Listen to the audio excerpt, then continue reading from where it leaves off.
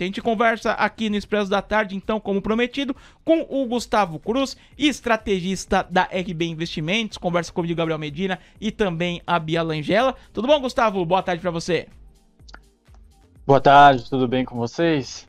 Boa tarde, Gustavo. Tudo certo também. Obrigado novamente por atender aqui o nosso convite, ô Gustavo. Hoje, um dia cheio, né, pensando em política monetária. De um lado, nos Estados Unidos, tivemos o evento no qual participou o presidente da autarquia, Jerome Powell. E aqui no Brasil, a gente se vê diante de uma situação, acho que podemos classificar de um conflito entre o governo Lula e o Banco Central, Gustavo. E hoje o mercado também repercutiu a ata da última reunião do Copom, que mostrou que o comitê notou uma especial preocupação com a deterioração das expectativas de inflação de longo prazo, por conta de receios com a política fiscal expansionista.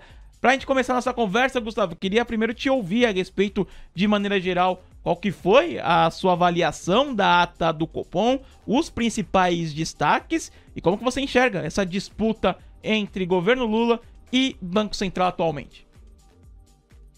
A ata do Copom, ela traz uma mensagem de que eles vão deixar a taxa pelo tempo que for necessário para entregar a inflação na meta ao menos no ano que vem. De fato, realmente o histórico do Copom não foi muito bom. Depois que eles ficaram independentes, eles não entregaram nem no teto da meta, nem no intervalo de tolerância durante esses últimos anos. E provavelmente esse ano vai ter bastante dificuldade de fazer o mesmo. Agora, a questão fiscal, em partes, se entende a reclamação do governo de falar que eles estão sinalizando que vão mudar, que realmente alguma coisa, boa parte é herança, porém tem que ter a credibilidade também. Eu entendo que, por um lado, você escutou o ministro Fernando Haddad falando que o Copom poderia ser mais bondoso, mais generoso, mas, por outro, o próprio Haddad colocou alguns nomes nas suas secretarias que o mercado entende que não fariam reformas tão úteis ou tão incríveis assim em termos fiscais.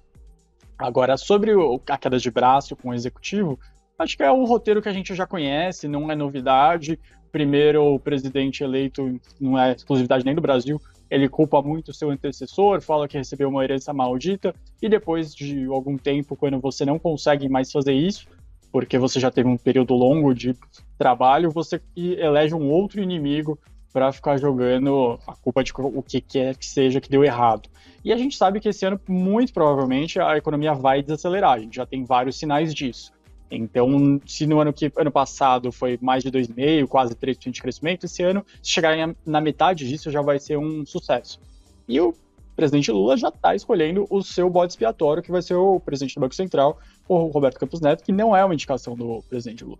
Então, essa queda de braço ela vai persistir e vai ser culpado o Banco Central pela situação econômica no final do ano. E, Gustavo, o presidente Lula também deu declarações hoje, nas quais afirmou que não quer confusão com o Banco Central, mas que Campos Neto deve explicações ao Congresso do porquê as metas de inflação não foram cumpridas. Isso acendeu um alerta no mercado de uma possível exoneração de Campos Neto. Você acredita que isso pode acontecer? E também, caso acontecesse, qual seria o impacto no mercado? Acho que seria muito improvável isso acontecer, teria que convencer o Senado inteiro para seguir nessa direção. Então, a tendência é que não aconteça nenhum tipo de mudança nele até o final de 2024. O efeito seria bem ruim. A gente teve algo semelhante em um país com condições semelhantes também ao Brasil, que é a Turquia. Então, de 2019 em diante, o presidente começou a modificar os presidentes do Banco Central. A cada um que não ia fazendo o que ele gostaria, ele ia tirando, até que ele colocou algum quase parente, um relativo dele, e isso fez com que a inflação, que já era alta, girava em torno de 15% ao ano, ela tenha disparado para mais de 60% em 12 meses, a gente viu no ano passado, no ano anterior.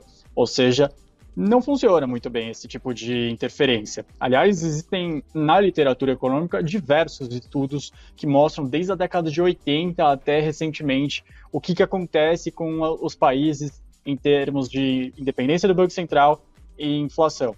Quanto mais independente o Banco Central é, menores são as inflações no longo prazo para os países.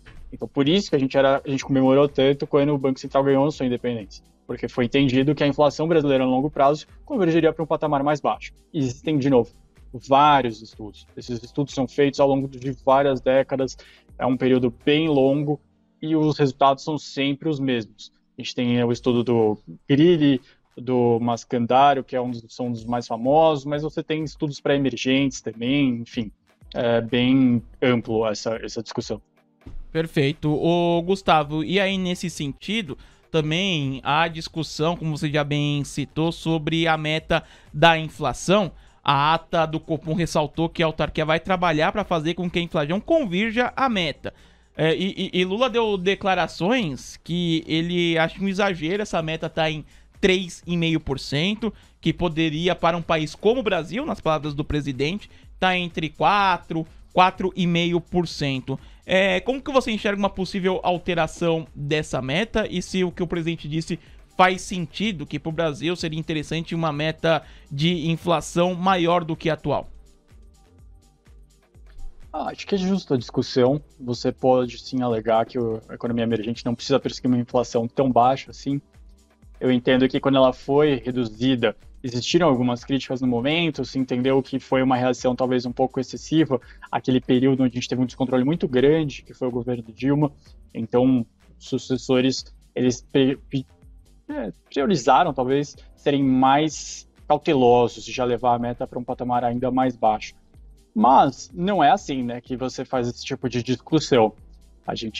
Todo mundo aqui tem algum tipo de relação pessoal, relação profissional no seu dia a dia e sabe que algumas mensagens você não pode sair criticando, reclamando que não vai funcionar. Não é assim que você atinge o melhor dos objetivos. Se você chegasse de forma tranquila no meio do ano e falasse, olha, entendo que talvez tenha tido um excesso, a gente fez alguns estudos aqui que mostram isso. Outra coisa é você chegar e simplesmente criticar sem ter nenhum número na mesa, porque aí parece que é uma pressão simplesmente por político. Perfeito. Eu queria aproveitar, Gustavo, também te questionar sobre os Estados Unidos. O presidente do Fed afirmou hoje que, caso a economia americana continue registrando fortes dados no emprego, ele citou especificamente o payroll, o Banco Central americano poderá elevar o juro mais do que o precificado. Ô Gustavo, lá nos Estados Unidos, como que você tem enxergado desse ciclo de alta? Até qual que é o ponto do término desse ciclo na sua avaliação, de acordo agora com o que diz o presidente do Fed? Eu entendo que pelo presidente do Fed, o mercado vai subir de novo as expectativas para que no dia 3 de maio tenha uma terceira alta seguida de 0,25. Então levaria agora no dia 22 de março para 5 e depois em maio para 5,25.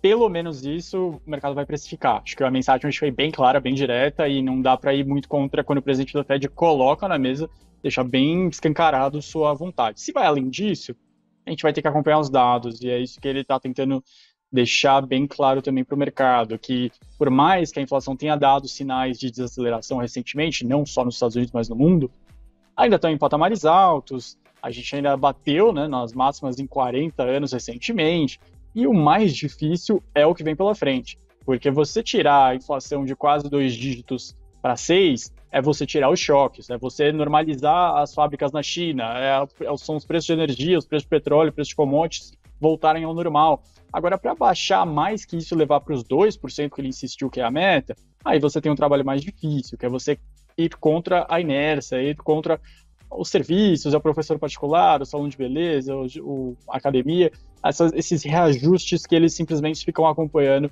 quanto que está dando a inflação e não olham muito mais, tanto assim, a questão de oferta e demanda no detalhe como outros produtos. Só para resumir de novo uma parte, o presidente do Fed hoje na entrevista mencionou que tem 5 milhões de vagas a mais do que a oferta de trabalhadores disponíveis. Isso ainda mostra que é um mercado de trabalho muito aquecido e com uma tendência de desaceleração lenta. Por mais que os salários tenham desacelerado na comparação anual de 4,7 para 4,3 do último payroll, as contas que os analistas americanos falam é de 3,5, para que não pressione os salários. E sem estar pressionando os salários estarem pressionando a inflação, dificilmente eles conseguem parar com tranquilidade de subjuros. E aí, curtiu esse conteúdo? Você pode acompanhar muito mais ao vivo aqui no YouTube do TC no Expresso da Tarde, de segunda a sexta, a partir das 4 horas. A gente se encontra lá.